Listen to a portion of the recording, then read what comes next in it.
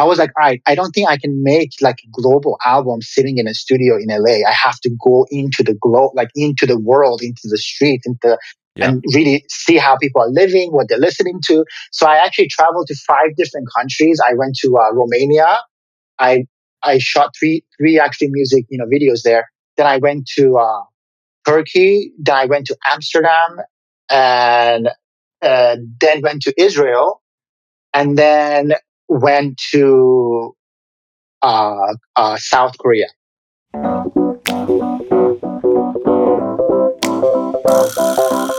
What's going on? Welcome to the New Music Business. I'm your host, Ari Herstand, author of How to Make It in the New Music Business, the book. 3rd edition is out now, all formats, hardcover, ebook, audiobook, however you like books, you can find the book. Today, my guest is AFSHEEN.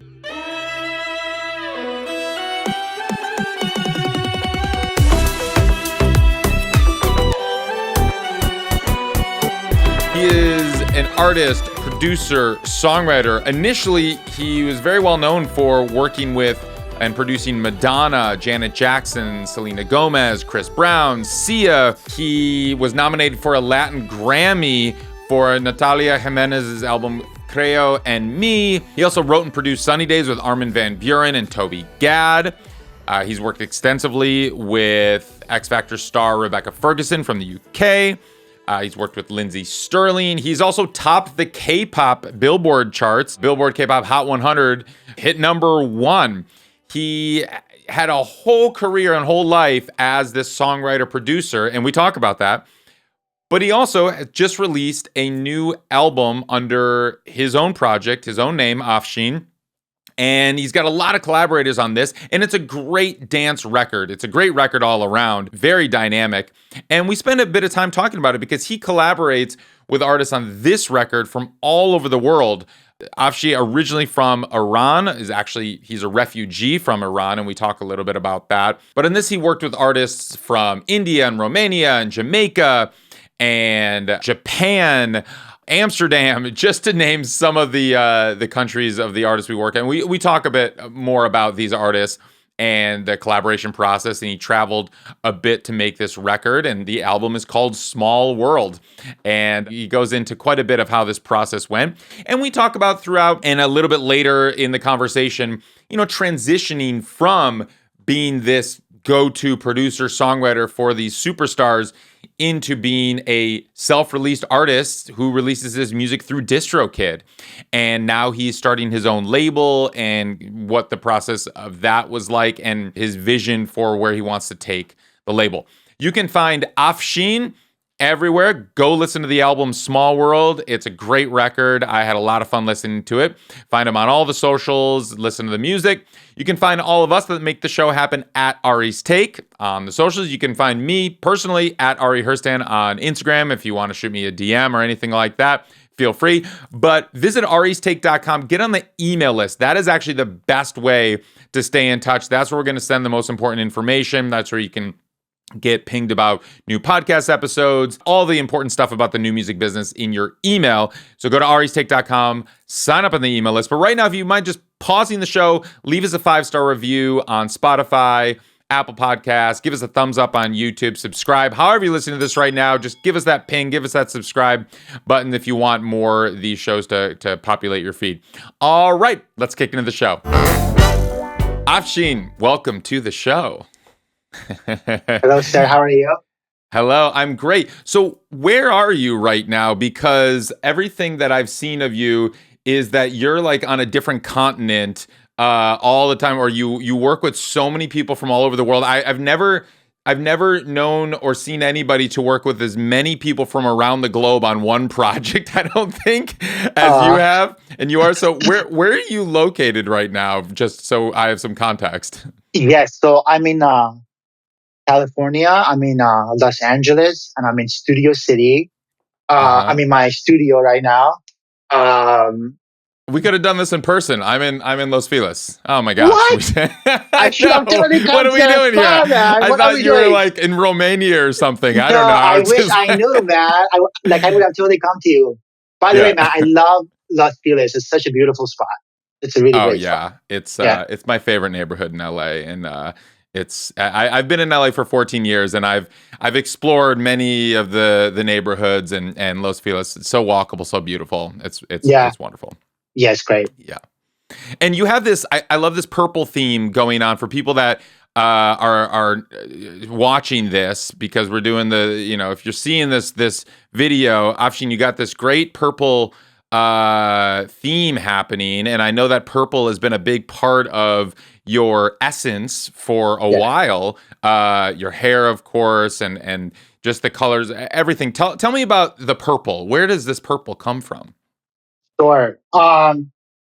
Well, for me, like, the color actually purple, it's always been part of my artistry, but I had no idea why. It just kind of found me. Okay.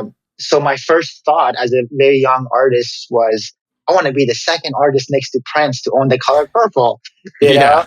know, which is kind of like a vain thought, I feel, but it was a cool thing at the time. But Yep. then, as someone who's like a refugee and someone who came here with nothing, and I was able to, like, kind of, uh, you know, uh, do my, basically to live like the American dream, which is to be able to have a dream and then be able to Yep. pursue it and then be able to do it. And I think that's such a Yeah. beautiful thing. And this country, um, really is the only country in the world that you can just freaking dream as big as you want and then just go for it, right?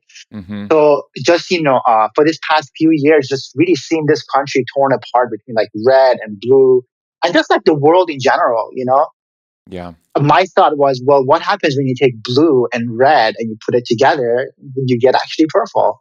And I love for that. me personally, like, to me, purple is that common ground where we all, forget about our differences. Because at the end of the day, like, we are all truly the same.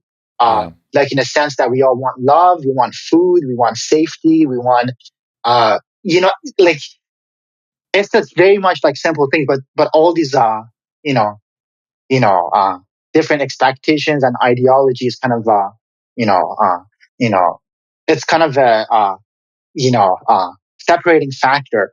And also as a kid, I've always been this guy who's always stood in the middle of, like, hey, can we all just get along? It's always Yeah. been me. I don't know why. Like, I've never been this kind of a drastic person of like I'm this or I'm that or so. And then my music is very much, it's all about bringing actually people together. It's all about actually Yes. blending like the boundaries of genres and cultures. So for me, this is what actually purple all stands for. And I Cool. have a feeling I may die with this color. All right. Well, Yeah. hopefully not for many, many decades, but We'll see. yeah, that's beautiful. Yeah. And you really you have lived that. I'm curious where the inspiration comes from. Just for bringing. I mean, you mentioned like how important it is for you to bring everyone together, but I mean, you actually done this, whereas a lot of people talk about this. And I was floored as I was going through your record. First off, congratulations on Small World. It's a Thank you. beautiful, Thank you so complete much. piece of art. A wonderful, beautiful offering to the world. And I was bumping it this morning, dancing around my kitchen with my headphones on, making my coffee to Habibi Aw, Baby, which is fantastic. It's my let's favorite go. one That's on the awesome. record. Let's go. So but you have so many collaborators on this record from all over the world. Just to name like a couple, I mean, you have Andra Gogan from Romania, Correct. who apparently is the most followed person in Romania. Yeah. Puban from Iran. You have Lindsey Sterling, Olaf Blackwood from Jamaica, Haru Namuri from Japan. Rebecca Ferguson from the UK, Pollyanna from the Netherlands. I just like, I was just going down and started to like just search all these people. I didn't realize they were literally from all over the world. Tell me about the process of bringing all of these people together for this project. I mean, that is quite an adventure to source all of these people. And how did this happen? How did you make this work? Yeah, man. Well, like, first and foremost, I really like appreciate the fact that you actually listen to like the album, and you also took the time to really actually dive into this. Um, it's been, 3 years of my life. I like Mm, this concept. So I put out my first album, Happy Tunes, basically like in the midst of COVID, right? yeah, Uh, just to kind of, you know, uh, give a quick background, just a quick actually background. please. From 2013 to 2019, I was full blown like songwriting, producing for so many other artists. Right. From 2009 to 2012 or so, like I was in like the artist mode, because that's how I saw myself. I saw myself as this artist who writes and produces music, and he wanted to perform his music. And at the Yeah. time, actually, dance music was really actually blowing up. And I like the first time I heard actually Calvin Harris on like pop radio, I was like, whoa, this is history in the making, Yep. right? Yep. Because at the time it was just like, you know hip hop and just pop. There was no like dance music. So Sure. like, so so having said that, I was, really actually good at pop music, like to write it and produce it. So my actually career kind of snowballed like in that sense. But having done it for 7 years, 7 days a week, traveling everywhere and working with everyone, I kind of lost myself a little bit, and I kind of had like a, third life crisis of like, who am I? Why am I doing this? All these things that you have. And, and then I really actually landed on one thought of like, well, AFSHEEN, you started out as AFSHEEN, the artist. Yeah. So let's get The back to, artist. to like the artistry. And, Mm, you know, you know, but for me, actually, this time was different, because I've worked like really all these years at the craft of songwriting and producing. So I have all this newfound knowledge of how to make a record and all these things. I'm like, all right, let me bring all of that into my own actually artistry. But what I did was, with Happy Tunes, I said it has to start with completely going back to being like a 5 year old, as like, Picasso said. Picasso, was like, you know, you know, it took him 14 years to paint like Raphael, but it took him a lifetime to paint like a 5 year old. And I think for I me, love that. Yep. Happy Tunes was that moment of like, forget about all the tricks and the things that I know. I'm just gonna completely express in the simplest form. So I made this really carefree kind of album called Happy Tunes, and it was the midst of COVID. So my first album was just to bring joy and happiness and to uplift people. Basically in a very dark time. So that's Sure. what I did. Then I started working more and more, like, writing more, and all these songs. This is 2021, like mid 2021, and then all these songs started coming out, kind of like Middle Eastern a little bit, like, Mm, because because my roots are like the first. My first expansion of music is like, Persian classical, like, traditional music, and also like, right. Persian pop music and all these things. So I had forgotten about all this stuff because I was making like, Western pop, like, songs. But so I Yeah. started, so I started making these songs, and I'm like, well, this is kind of interesting. So as I kept making these songs, I was like, uh, what if this is like the start of something new? It's almost like, like I want to bring like my culture, which is like the Persian culture and like the Persian melodies and those, Middle Eastern stuff that's just so within me. Like I just know them so well. What if I Yes. bring that? What if I bring that like into like pop music and like dance music? So it started out there, and then I had I had this thought. So basically, when I run, I get a lot of ideas. So I was actually running, and I was like, what if I call this album Small World, Big Egos? Like that, small world, big egos. And I was like, that sounds interesting. Anyways, long story short, as the songs kind of came about, and I still had that, like, title, I was like, all right, I don't think I can make like a global album sitting in a studio in LA. I have to go into the globe, like into the world, into the street, Yeah. and really see how people are living, what they're listening to. So I actually traveled to 5 different countries. I went to Romania. I I shot three actually music videos there. Then I went to Turkey. Then I went to Amsterdam, and then went to Israel, and then went to South Korea. This is Wow. yeah. So this is actually 2012. Okay. Or no, no, 2000 no, what? not, no, 2022. 2022. Sorry, Yeah, that makes sense. 20, yeah, yeah, yeah, Sure. 2022. Wow. So within all of this, the big egos title kind of dropped, and I just stuck with small world because I was like, this is a small world, you know. And also, it's so funny.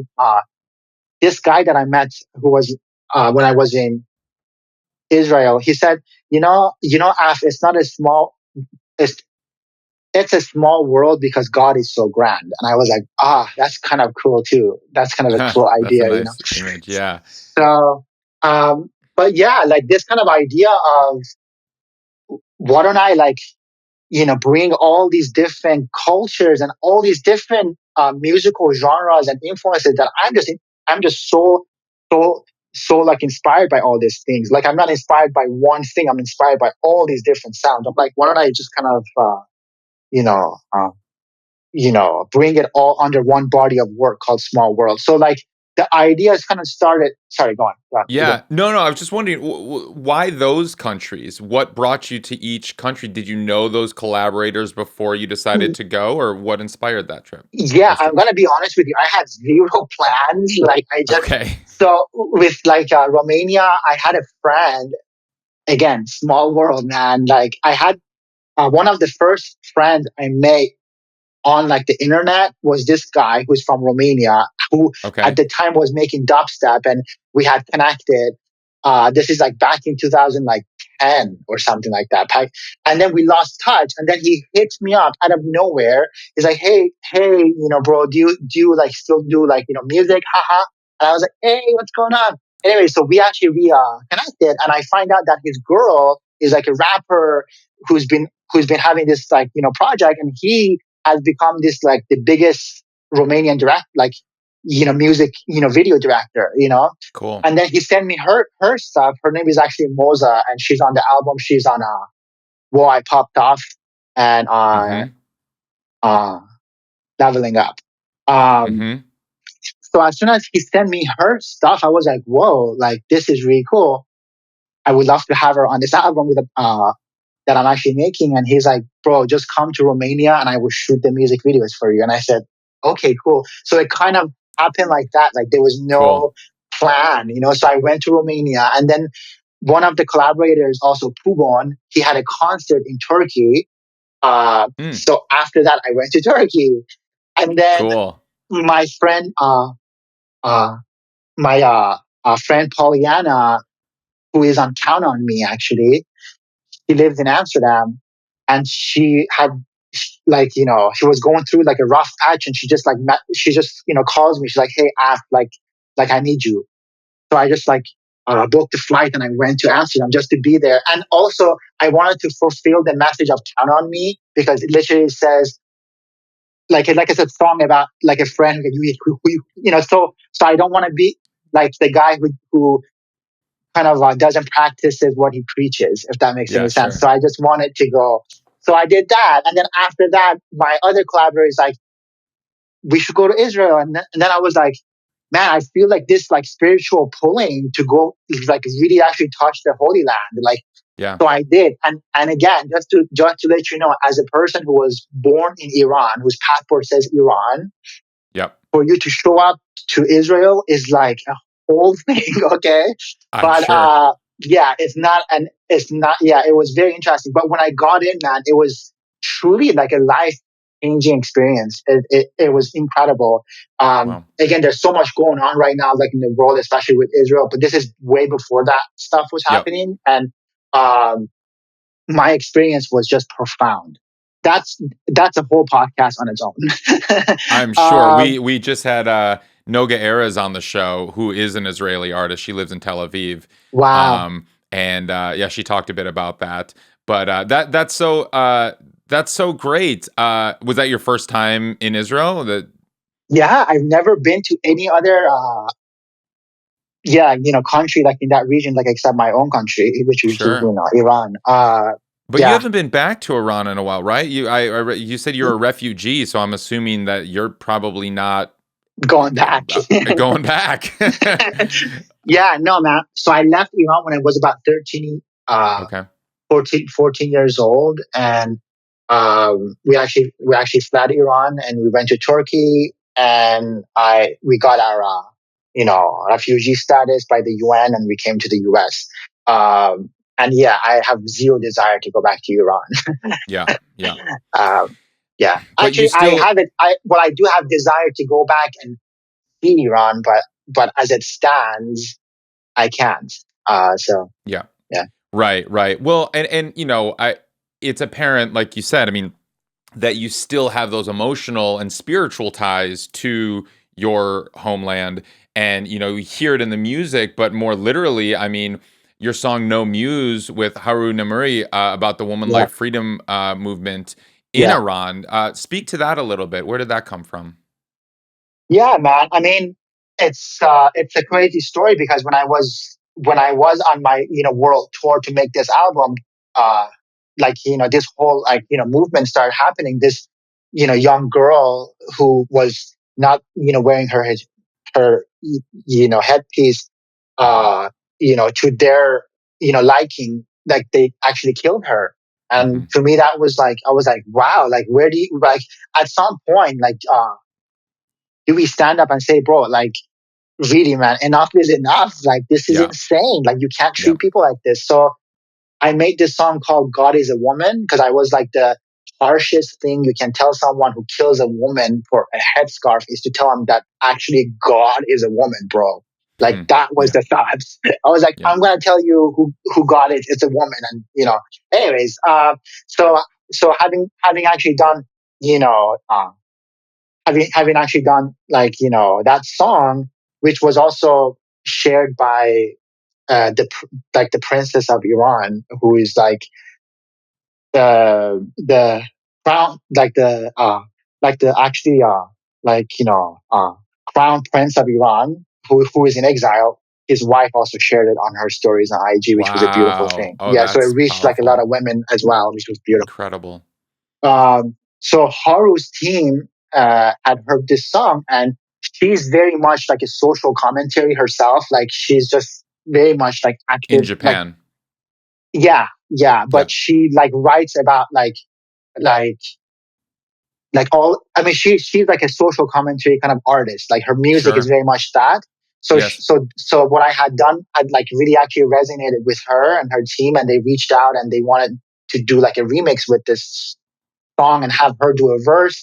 But then when we met, we were like, no, we need to do something from scratch. But I used actually God is a Woman as the foundation of no muse. So I sampled my own track, the chords, and I made a new track and I sent it to her. And the second she heard it, she said the words no muse. And I was like, okay, cool. And it's beautiful. The way she sings, it's in poetry. It's Yeah. beautiful. She's such a pop. Like like I have actually like Chills. chills Yeah. just really actually Yeah. thinking about her. But yeah, so that's how that came about, and she actually sent me her verse and her hooks and all that stuff, and then for me, I was like, I need to write something to what she is singing, which I had no idea what she was singing because she was singing in Japanese, but I really felt it. Huh. Yeah. So I basically wrote, moment by moment, I come unbroken. No muse, but the music, she keeps me going. So that Mm. was that was my kind of like answer to her, to Yeah. what she was saying. And then she told me when she met me, because she actually came here and we shot like a video and stuff. And she was like, Af, I thought that you knew what I was saying, like in my verses and my chorus, and that's why you wrote that. I'm like, I had no idea what you were saying. I just felt what you were saying, and I wrote what I Cool. wrote. So that's the power Wow. of music. That just goes That to is show very that powerful. music has no language. Like it, like as long as you can really feel it, like in your gut, I think that's the power of music, you know. Yeah. So yeah, that's how that song came about. But to your point, as far as like me feeling my culture, or like you know, like like like my background, like I love my country, and I love the land that I come from. It's just that like I had to leave it only because I was really treated poorly. You know what I mean? And but with this album, Small, World, I put the Persian ney, which is a 5,000-year-old, flute, which is the first sound I heard because my dad actually plays it. So Oh, so cool. so the Persian ney and piano are two sounds that make up the sonic foundation of Small World. So every song has the Mm. Persian ney and has the piano in it. And Oh, it's like, wow. Oh, that's fascinating. That's yeah. that's very cool. So if you listen to the first track, which is called Vibe to the Vibe, and it starts with the Persian ney and the piano and like the Jamaican, uh, artist who's really actually talking about, you know, what he's talking about. Then you listen to Purple Soul, which is the last song. It starts with the Persian ney and it finishes with the Persian ney, and then you can keep listening. So I put that into my Yeah. music, I love it. No, it's Yeah. great. And I watched all of your Instagram reels rolling out the album, talking about each track, and I loved how you did that because that was really fascinating to just kind of hear the story behind the song and kind of give a little context for everything. It really helped me dive deeper into it and just like have a broader and deeper understanding of each song and just kind of how you Yeah. made it, where it came from. So that was great. I love that series. Talk about the album rollout process. Did you partner with anyone on this, or do you have a label? Was this a indie project? Like, tell me about kind of like the rollout and how you went about releasing this. For sure. Yeah, this is, it's funny. My friend, Siva, who's from like the band, uh, The Wanted, um, he calls me the indie independent artist because I Yeah. literally do everything myself. I don't have a team. Um, I, I have like just a dream and a vision, Mm, and like the drive behind that is what gets me to do what I do. Yeah, I am 100% independent. I have my own actually label, Soundish. We awesome. distribute through actually DistroKid, um, Awesome. which you know, which now like our like shout out to Mike Fink, by the way, because he's the one who actually set up this At with us. DistroKid, right? Yeah, Yeah, yeah. he's been such a beautiful human being in every sense of the word. He's been so supportive because you know how hard this is, Ari. You like this Yep. is especially with what I've done with this album. Like Yep. I have given every single ounce of myself to this project, Mm, financially, spiritually, musically. Like so, I played a show. I played an album premiere show on October 18th here. Um, which if I knew you at the time, I would have had you come to the where show. By was the it? way, it was at Spotlight in Hollywood. Okay. it's a Cool. it's like a new venue, Nice. and it's very much like a DJ EDM kind of like Sure. venue, but I turn it upside down and add like a live performance there with like a guitarist, Cool. and it was a really really fun night. But Awesome. yeah, I'd given everything to it, and literally after the show, which was the 18th, and like the album had dropped, bro, I went through like my body was just like, all right, you just need to just lay down, like do Yeah. nothing. Like that's how much.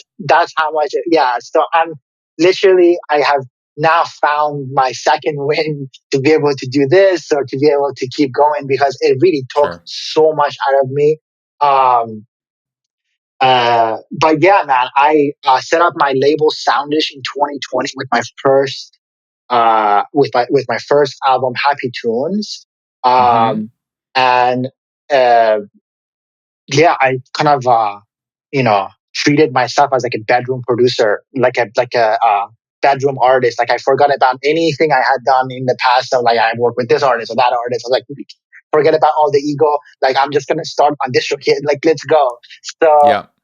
so I started that, and it's a beautiful thing because I think last or like the third quarter for DistroKid, they sent in AFSHEEN and Soundish as their priority artists to Spotify. So that was like just start seeing that progress of like, oh wow, like we are making sound, we are, you know, making the needle jump just a little bit, and that's a beautiful Yeah. thing just to see. But yeah, man, there is no team. I have my lawyer and I have me. I have my assistant who helps with some stuff Cool. that I had to hire for this show, by the way, because I was like, there's no way I can doing all this stuff and I have to put on the show and we had to promote the show. Like it's Yeah. a lot of work, you know how Oh it my is. gosh. So, Yes.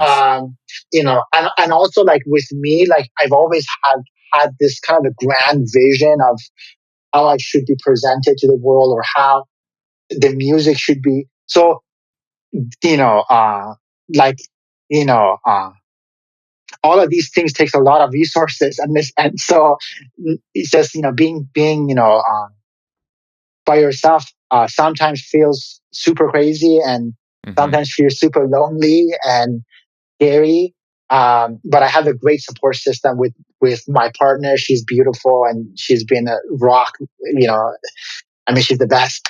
Um, and the fans too, man. I have some incredible people that really actually reach out and they like tell me how this one song has changed their life or this and that, and all these little breadcrumbs. They just keep me going, to keep me Yeah. going, just little by little, So yeah, Yeah, no, I mean, it is quite heavy lift, and that is unbelievably impressive that you have done all of this kind of on your own DIY style with just your assistant and absolutely, yeah, you and putting all of this, rolling this out. I mean, I know how heavy of a lift that all is. That's incredibly impressive. Talk to me a little about Soundish. Tell me about the label and what is this just for your music? Are you planning to develop or work with other artists, release other artists? What's the vision for it? yes. So in 2020, when I started doing Happy Tunes, I really started seeing a shift in like all of music business, especially with like TikTok, because I feel like COVID time TikTok is when it was like at its peak, where everything is just like Yeah, blowing up. Uh, so I saw this shift that I'm like, man, the direct to consumer kind of model has become just like this is it. Like it's been like that for a minute, but now more than ever, it's like this.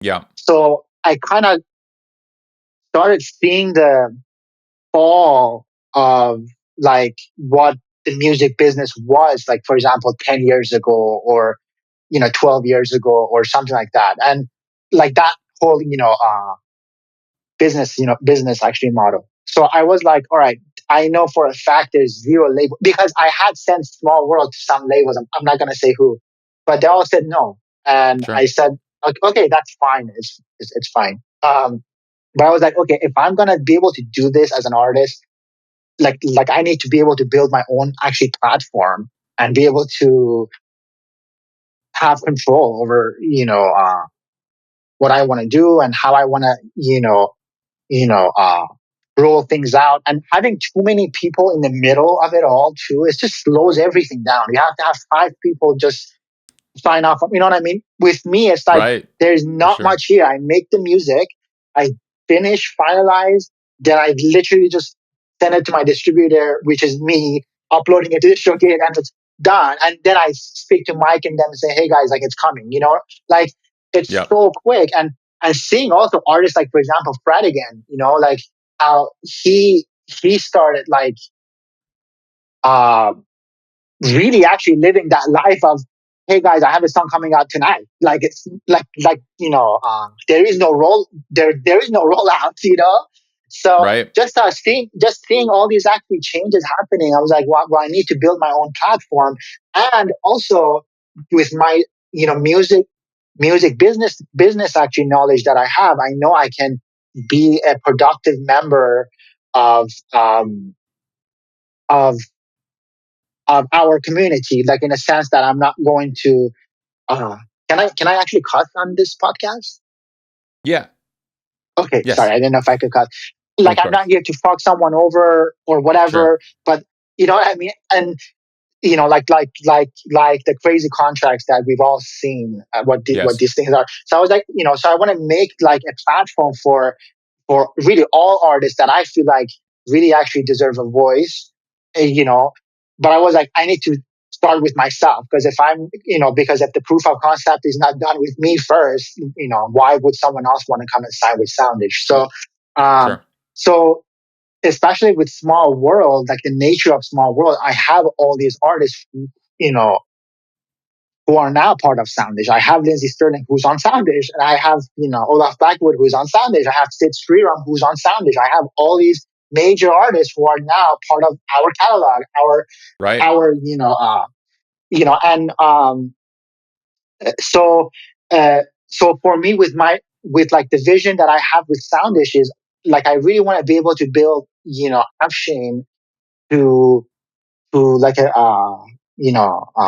global scale, like a global, level where the music is resonating with like the masses, as much as possible, and then start, taking on the responsibility of wanting to sign another artist that I can kind of give the love and attention that I have given to Afshin to that artist, because I know how it's already done and I know it's already kind of set up. So basically, right this moment, I think the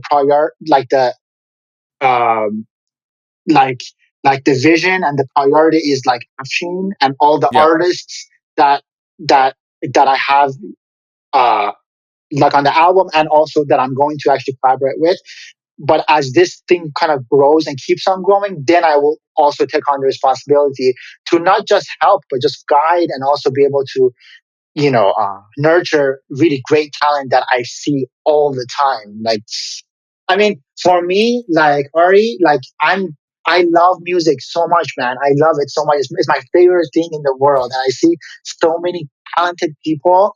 And Yep. sometimes I get teary eyed in a sense that I'm like, man, I wish I was more powerful to be able to help. And so my Sure. mission is not to just become this guy who's like, I'm the biggest star in the world and all this. Like, it's not about me. Genuinely, it's just not about me at all. It's really being able to become a tide wave where I can, lift all the boats together, if that makes any sense. So that's my, Yes. so my vision with Soundish is that.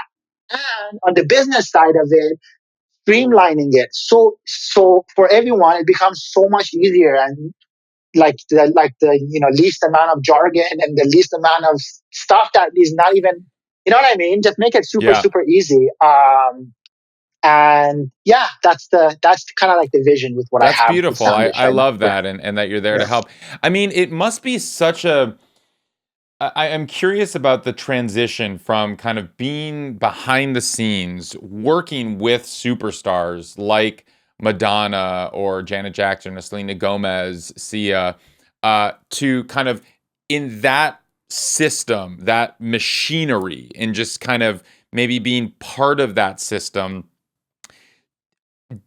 Have you stepped out of that world completely to go all in on the artist? Are you still doing sessions? Are you still producing and writing for other artists? And talk about the kind of both worlds right now a little bit. Yes, for sure. That is a great, great, great question. So when I started out with Happy Tunes, which is the first album, I was like, Yeah.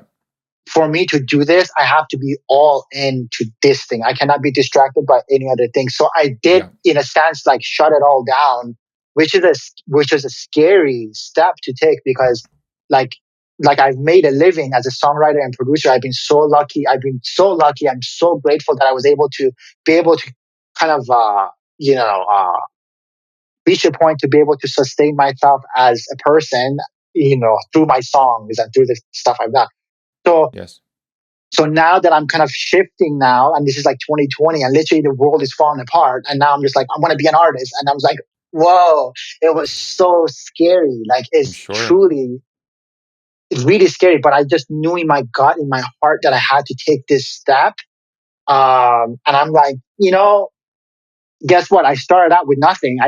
I literally came to LA and I was sleeping on a couch, right? So maybe we'll go back to the same spot again. Maybe it's okay. Like when you started with nothing and you Right. have nothing, there's, not much to lose here. Um, uh, so yeah, I just had to go all in. And, so I haven't done that much writing and producing for other people. Of course, I get, hit up and with some, and whenever I'm needed, like I really see myself as a servant of music. So I like to serve. So if I'm needed, I'm coming. Like it's funny because I got a text today that there's like a camp happening next week that that they want me to go for, like, one day. I'm like, sure, I'll go. But right now my focus is 100% AFSHEEN, only because I just know this is so important. This is the most important thing. It's like this is the most important thing, because once this like train gets to moving and really goes to, like, it's gonna help so many other things than me having a placement on an album or having a song with this big art. Like, that's good for me and like the publishers, but this is good for a lot of other like artists and people. And so for me, this is my life's purpose and my life's mission. So Hmm. uh yeah, I'm like all in 100,000% in like really building AFSHEEN to where it really actually deserves to go and be. As Beautiful. far as the songwriting producing though goes, Yep. again, I'm always like I have never said never. Like, again, I'm always like here to serve, because again, I see myself as like a servant to music. So whenever I get a call, I'm always showing up, but I'm not actively out here trying to like pitch my song here or trying to be part of this Sure. session or that session. It's just, it doesn't this is my life calling, you know what I mean? Like, Yeah. this is what I think is important right now. I think it's the most important thing. Beautiful. No, I love that. Yeah. And yeah, I mean, it takes a lot of courage to step into the unknown and away from, uh, what has paid the bills and where you have Yeah. felt comfortable, and get out of that comfort zone and start something because you believe in the higher purpose and the mission at hand. And yeah, it takes a lot of courage and bravery. Um, Yeah. I want to transition a little bit. I noticed you had Chinese subtitles on your reels. That's a good one. What? Tell me why you're doing that, or where, like, are you repurposing this for Chinese social media platforms, and do you have a presence in China? Tell me about this. That's a really good one. Um, so so I work with this actually Chinese artist. His name is Kun. Okay. And I've had a lot of number one songs with him in China. He's a massive star. He's pretty much like one of the biggest stars in China. Wow. So many of his fans also follow me because of Ah, like the music that I have made with him.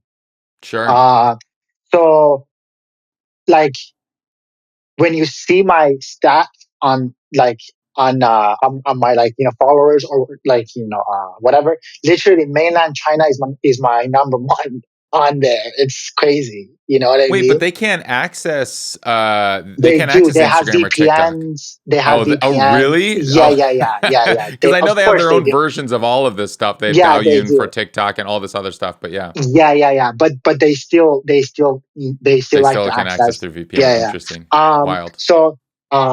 But yeah, but it's like all these other countries. But so I was like, I think, especially with Small World and also with what I'm doing, I think it would be Yeah. a beautiful thing to kind of not worry about like the language barrier, Yeah. because also China is a massive country. Like, if you wanted to tour China as an artist, you could tour it for 6 months. Like, Yeah. literally, like, it's a huge country, Wild. Yeah. So Sure. you know, um, Are you going to tour so China? Have you been to China?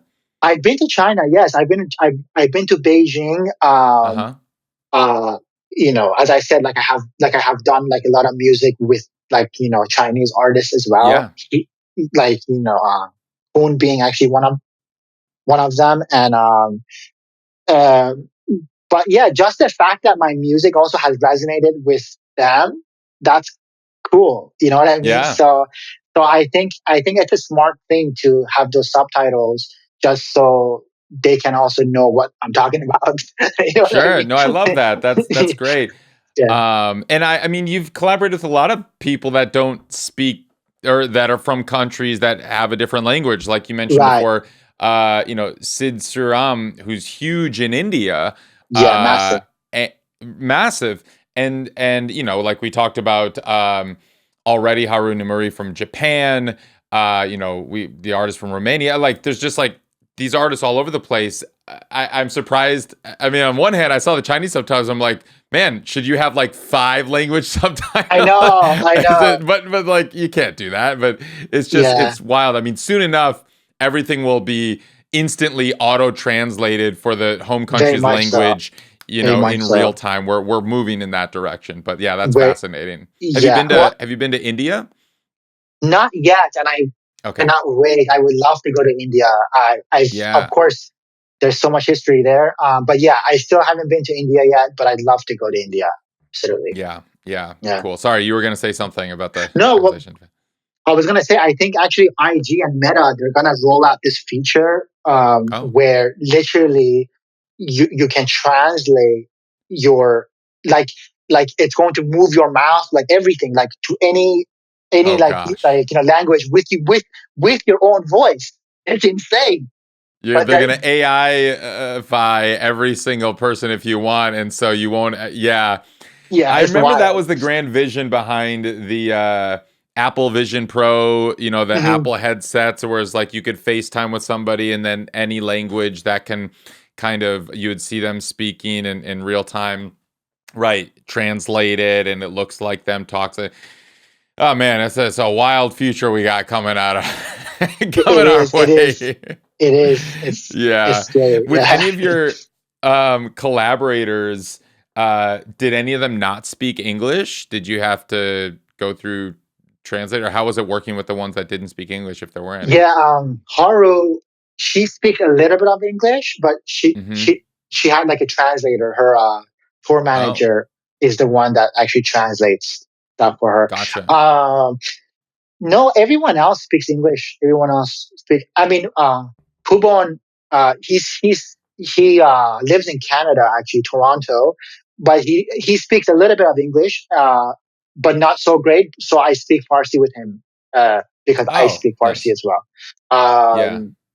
And yeah, you know what's so cool, man? I think the best thing about uh like this whole process of this album is my algorithm started changing with every song, because How like so? imagine like someone like for example Pubon, like he has a lot of fans in Iran. So Mm-hmm. literally when I did the song with him, like my algorithm would change, so I would literally see what's happening on social media Wow.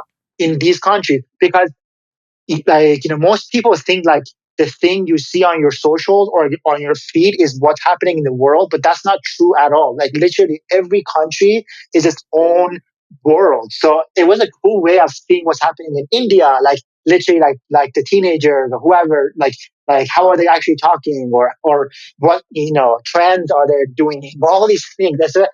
To me, that was a really cool kind of eye-opening thing of like, holy crap, like this world is massive. You know what I mean? Yeah. And then seeing some, like for example, influencers who just like have like 50 million views on their IG reels, like doing like the simplest things of this one girl literally like has her eyebrows going like this, and then she goes like that. And that's all she does in the video. And it has like 30 million views. I'm like, what is it about this that really resonates with this, with this? Right. So, so to me, the process of small worlds really made my world small, if that makes any sense. Like I just like really learned so much about these cultures and all the stuff that's happening, in the That world. is so fascinating.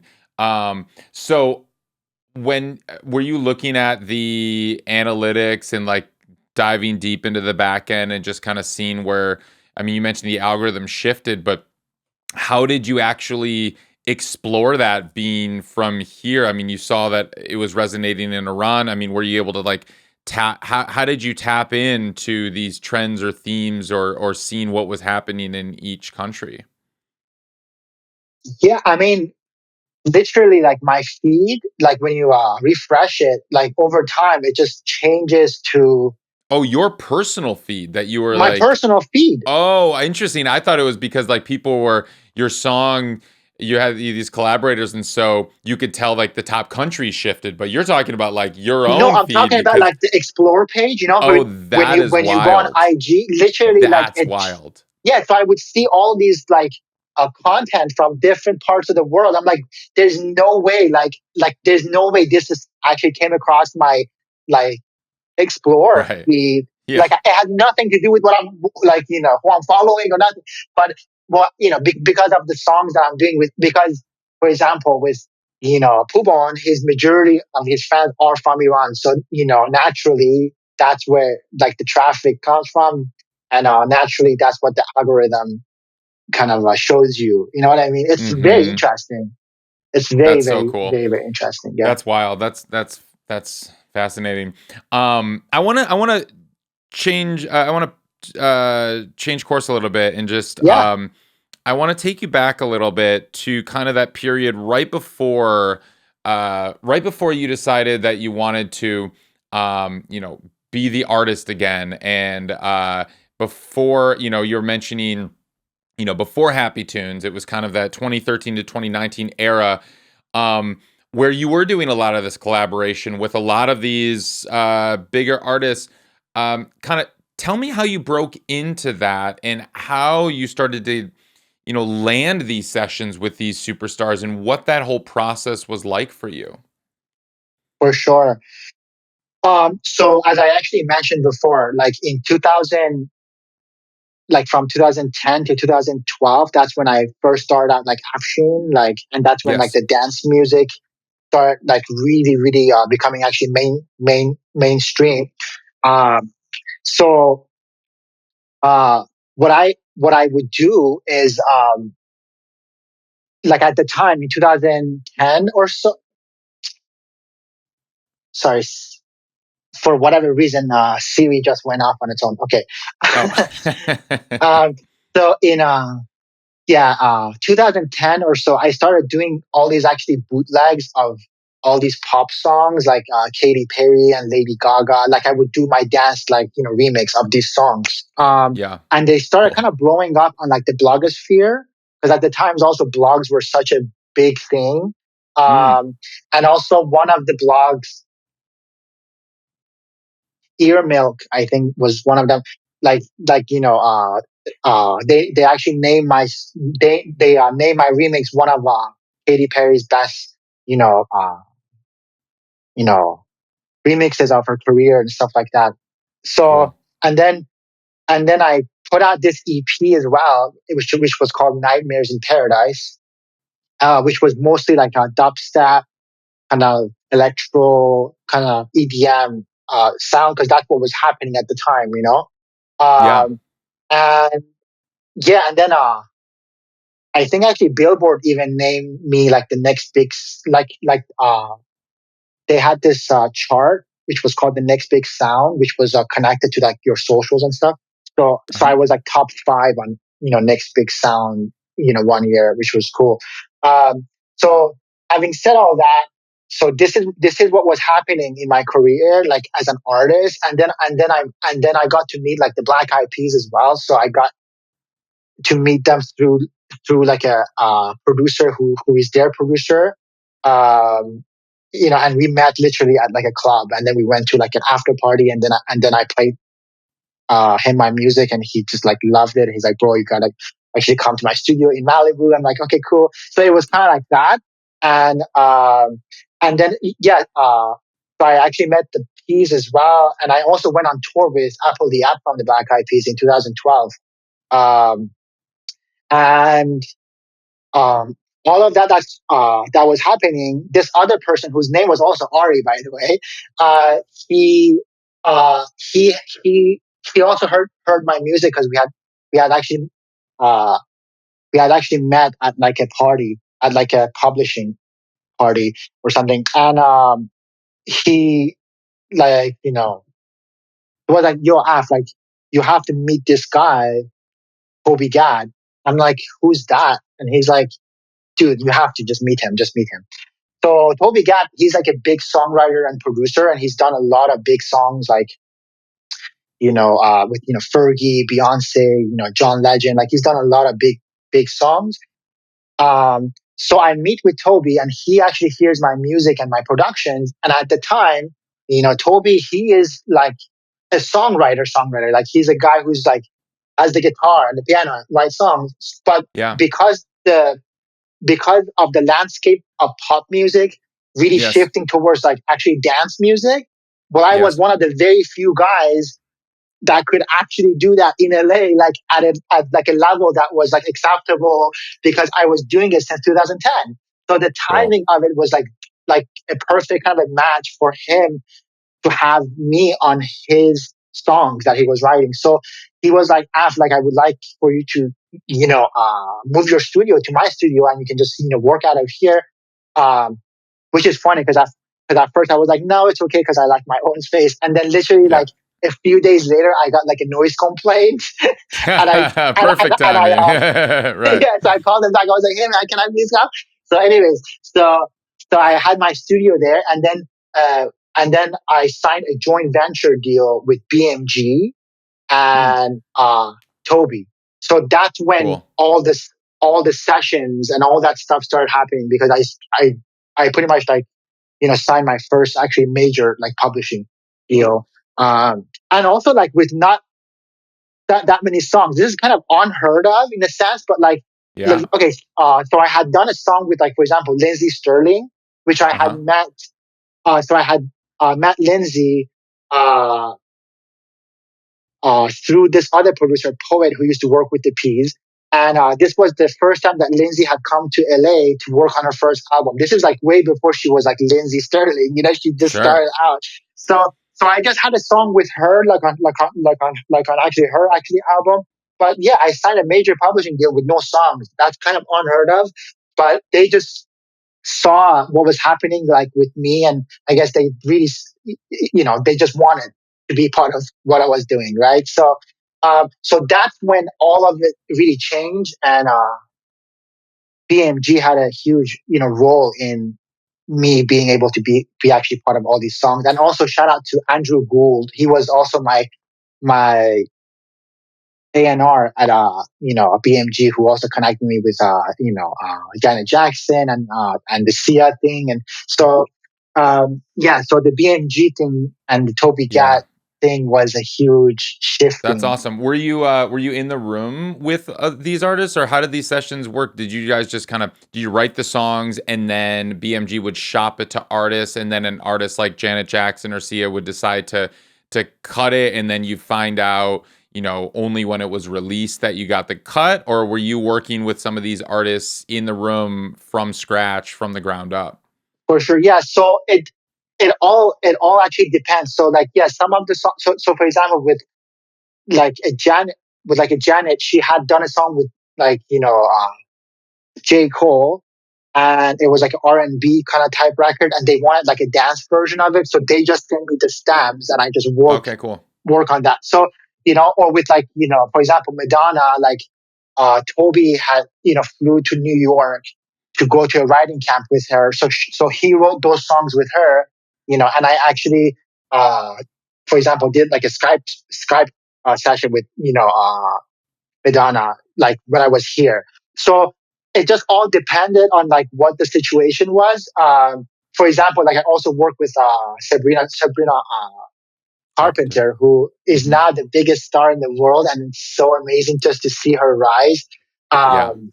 But I have a song with her uh, on one of her actually albums, and uh, with her, like she came to the studio and we wrote the song together from scratch.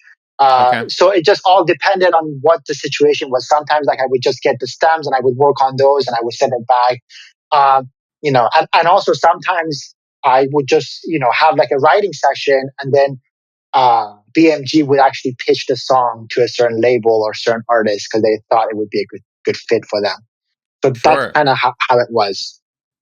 So did you have to, when you were kind of transitioning back into just focusing on being the artist, did you have to let BMG know? It's kind of like, I'm not looking to do this as much anymore. I don't want to do these sessions, and to just kind of like had to pump the brakes on doing all of this. And is that when you kind of decided to part ways? Right. So no, actually, the timing of it all was kind of perfect, just because my deal with BMG was done in 2019.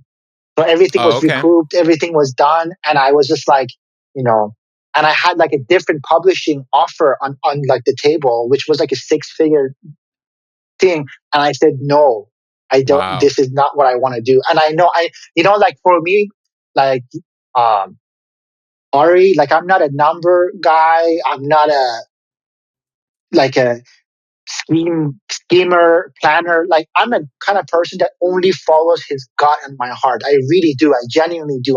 There's not like there is no special thing here. Like I just follow my heart, and my heart was like, do not sign this deal because this is it's just not time. You know what I mean? Just you, Yep. like like uh like the timing of it with BMG was perfect because I had already done all the songs that I had to do with them. It was all like recouped. I had finished the agreement, like so I was like a free agent, and because I was a free agent, I was like, all right, I should just focus on what how how all of this started to begin with. You know what I mean? Let's finish the job. You know what I mean? Yep. Yep. Love it. Yeah, yeah, yeah. Yeah. Well, Afshin, that is so great, and I believe that you're only just getting started now, and Yeah. you've already lived a couple lives, but I love the vision that you have right now.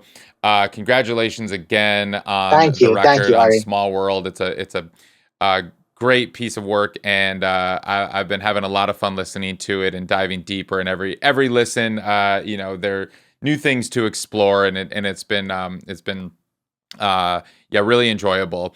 I have one final question that I ask everyone who comes on the show, and that is, what does it mean to you to make it in the new music business? Yes, I've been giving this question some thought Yeah. because because it's a complicated question, Yes. like Ari, because um, what does it mean to make it, right? What does that mean, right? And we all have our have our own versions of it. I think it's so funny. Maybe like in like the old music business, and what was happening at the time, like my version of making it would have been, I want to be the biggest star in the world, and I want to, that would have been the version of like making it. For Right. me, if I have to give you 100% of an honest answer of what making it means, is being in a constant flow state, meaning like I just want to be in a flow state where like everything is effortlessly happening without thought. And I think that's what making it for me Hmm. personally feels like, because once I'm in a flow state and I can make the content I want to make, I want to make the music I want to make, I want to have the fan base that really support what I'm really doing, then there is there is no like end to it. Like there's this not one moment of like, oh my god, I made it. You know what I mean? Like I'm forever making it. I'm forever making it. It's like a never ending journey of making it. So Sure. um but from like I guess from like if I had to ask myself, like when I first started out, I've already made it. Like it's crazy. Like I literally make music for a living.